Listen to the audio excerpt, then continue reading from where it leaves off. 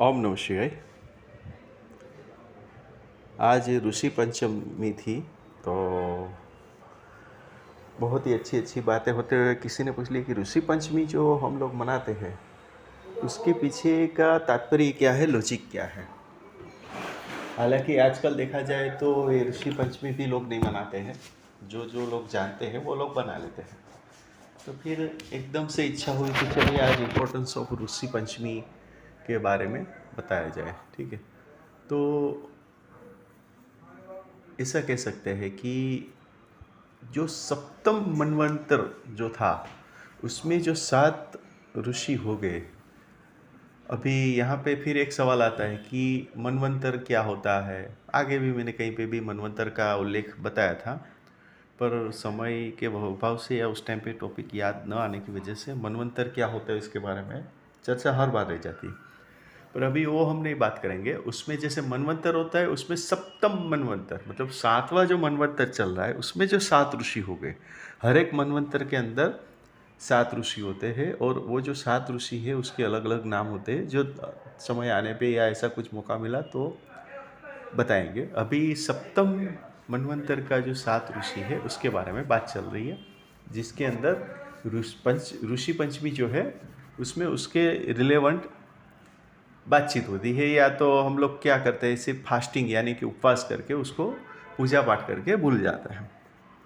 उसके पीछे का जो साइंस है, हमें क्या है, जानकारी की अभाव की वजह से या अभी क्या है वो जो बात नहीं होती है, तो उसके अभाव से हम जो अपनी एक धरोहर है उसके बारे में जानने, और जो क्योंकि जब किसी के बारे में हम जानते हैं तो होता क्या है कि एक श्रद्धा भाव प्रकटता है, और मोटिव वही होता है ना कि जब श्रद्धा भाव प्रकटता है तभी वो चीज़ का इम्पोर्टेंस या उस चीज़ का रिजल्ट हमें मिलता है। तो चलिए फिर से बात करते हैं। ऋषि पंचमी जो है उसके अंदर सप्तम मनवंतर के अंदर जो 7 ऋषि हो गए उसके बारे में बातचीत होती है। उन लोगों ने हालांकि जो सप्त ऋषि उसमें हम कोशिश करेंगे हर रोज़, यानी कि हर एक बार अलग अलग मतलब 7 दिन अलग अलग ऋषि के ऊपर बात करने की कोशिश करेंगे। ये जो हमारे महान ऋषि मुनि हो गए, वो उन्होंने अपनी जो पृथ्वी है, हालांकि ब्रह्मांड की बातें हैं पर फिर भी हम पृथ्वी तत्व के ऊपर ही रहते हैं, तो उसमें जो मानव समुदाय या पशु पक्षी या जो भी उत्पत्ति हुई है, जीव शास्त्र यानी जो कुछ भी है, उसकी सुख समृद्धि के लिए जो कुछ भी हो सकता है उनके लिए जो एक योगदान दिया गया वो ये सप्त ऋषि जो है उनके द्वारा सबसे ज़्यादा दिया गया। उसमें से अगर हम बात करें तो सबसे पहले कश्यप ऋषि जी का नाम आता है। तो आज हम कश्यप ऋषि जी क्या है उसके बारे में हम बात करेंगे। तो कश्यप ऋषि जी जो जानते हैं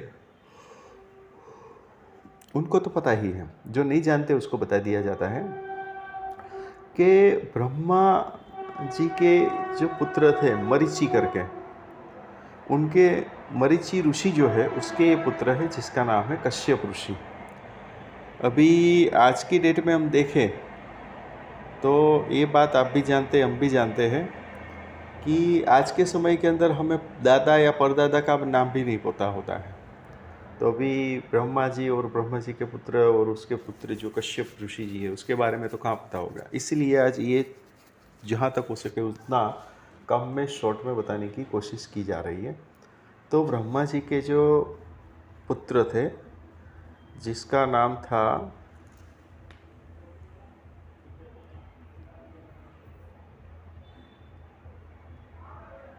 हम लोग बात कर रहे हैं कि कश्यप ऋषि के बारे में। कश्यप ऋषि जो है वो ब्रह्मा जी के पुत्र मरीचि ऋषि जो है उसके पुत्र कश्यप ऋषि जो है वो उसके पुत्र गिने जाते हैं, यानी कि माने जाते हैं।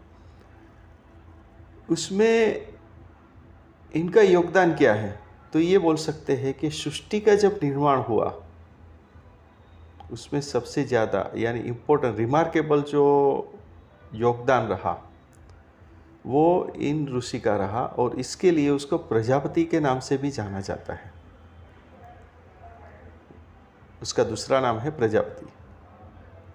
और चलिए इस बात पे तो चलो ठीक है, एक हिस्टोरिकल बात हो गई, ये जानने से एक आस्था और श्रद्धा बढ़ती है। पर इम्पोर्टेंट क्या है? इम्पोर्टेंट यहाँ पे ये है और अलग सी बात ये है कि जब हम कभी भी पूजा पाठ करने बैठते हैं या कोई धार्मिक अनुष्ठान करने बैठते हैं तो कई कई बार हम लोगों को अपना गोत्र पता नहीं होता है। अभी गोत्र क्या है वो भी एक सवाल आता है। कई कई लोग आज के समय में ऐसे भी है कि जिनको गोत्र के बारे में कुछ पता नहीं है। उसके ऊपर भी कभी समय मिला और ऐसा कुछ एक संयोग आया तो उसके बारे में भी ज़रूर से बात करेंगे। पर जब जब हम पूजा या अनुष्ठान या कोई ऐसी धार्मिक क्रिया या तो धार्मिक कोई मान्यता के हिसाब से हम कुछ काम करते हैं तो उसमें हमें यानी कि जो पूजा करने बैठा है उसको पूछा जाता है कि आपका गोत्र क्या है। और सरप्राइजिंगली ऐसा होता है कि गोत्र पता नहीं होता है, पर अपना जो एक सिस्टम है, हिंदुइज्म का जो सिस्टम है, उसमें कहाँ तक ध्यान रखा गया है उसके बारे में भी एक जानना ज़रूरी है कि जब जब हमें अपना गोत्र पता नहीं होता है तो वही समय पे कश्यप गोत्र के रूप में पहचाना जाता है। जब हमें अपना गोत्र नहीं पता होता है तो उस टाइम पे जो पूजा करने आए हैं, जो भी आए हैं, वो उसको बोलते हैं कि आप कश्यप गोत्र बोल के उसके आगे की विधि कर सकते हैं। तो यहाँ पे जो एक सोचने वाली बात थी या कश्यप ऋषि जो है उसका क्या इम्पोर्टेंट है हमारे जीवन के अंदर, वो यहाँ पे बताने की कोशिश की गई है। तो आज हम लोगों ने बात किया कश्यप ऋषि जो सप्त ऋषि है उसमें से एक जो कश्यप ऋषि जी है उसके बारे में हमने आज जानने की कोशिश की। ये बात क्यों निकली? क्योंकि ऋषि पंचमी थी तो उसके अनुसंधान में लगा कि चलो जो सवाल आया है तो उसको समझते हैं। अभी उसको प्रजापति जी के नाम से भी जाना जाता है, उससे आगे भी जानना है तो बहुत कुछ है, पर वो क्या हो जाता है, वो एक मैथोडोलॉजिकल बात हो जाती है तो उसमें हम नहीं जाते। पर जो हमें ज़रूरी है, हमारे से ये क्यों और कैसे इफ़ेक्ट करता है उसके बारे में बताने की कोशिश है। तो आशा करता हूँ कि आज का ये वीडियो भी आपको अच्छा लगा होगा। ओम नमः शिवाय।